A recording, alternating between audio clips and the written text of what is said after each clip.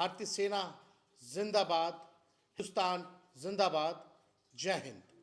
हम लोग जो है किसी का नुकसान नहीं करते हैं, लेकिन अगर कोई हम लोगों के साथ गलत करेगा तो उसको करारा जवाब भी देना हम लोगों को आता है। ऑपरेशन सिंदूर को लेकर के तेजस्वी यादव का बयान आया है कि हम आपके साथ हैं, यानी पहली बार तेजस्वी यादव कह रहे हैं कि मैं सरकार के साथ हूं। जब भी देश की सुरक्षा की बात आएगी देश तो पूरा देश एक साथ खड़ा है, चाहे पक्ष हो या विपक्ष हो, और हर कदम पर सरकार के इस मुहिम के साथ रहूंगा, क्योंकि यह देश की बात है और यह देश की सुरक्षा की बात है।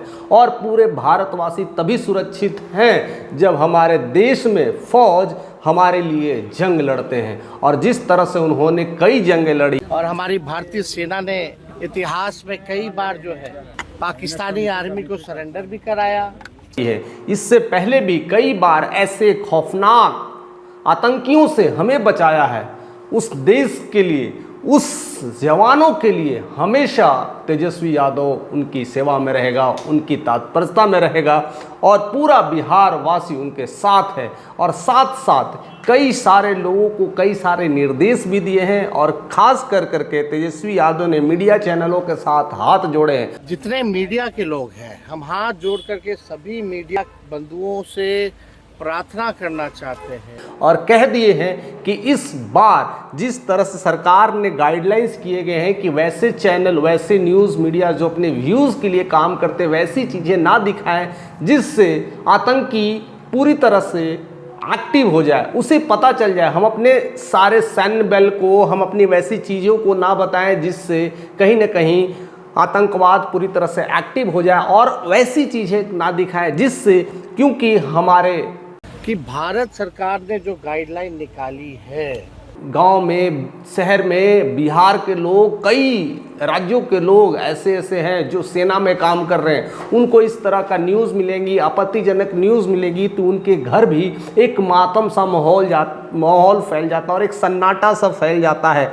और ख़ास कर करके इस वजह से काफ़ी एक टेंशन का माहौल बन जाता है। तो खास करके मीडिया चैनलों से भी अपील करके यह बातें कह दी है कि वैसे खबर ना चलाएं, वैसे न्यूज़ ना चलाएं जिससे देश के लोगों को आघात पहुंचे, जिसके घर परिवार के लोग सेना में काम कर रहे हैं, जिसके घर परिवार के लोग देश के लिए अपने जान दांव पे लगा बैठे हैं, वैसे न्यूज़ को ना चलाएं कि वहाँ पर एग्जैक्टली क्या पोजीशन चल रहा है, वहाँ पर एग्जैक्टली किस तरह का संवेद चल रहा है। कई सारे न्यूज़ चैनल व्यूज़ के लिए तो लाइव टेलीकास्ट चला देते हैं कि देखिए अभी यहाँ पर बम फूटा गया, यहाँ पर इस जवान शहीद हुए, इतने जवान मारे गए, इतने पाकिस्तान के लोग मारे गए, इतने हिंदुस्तान के लोग मारे गए। कुछ चीज़ें गोपनीय भी होती है, उसको गोपनीय रखा जाए।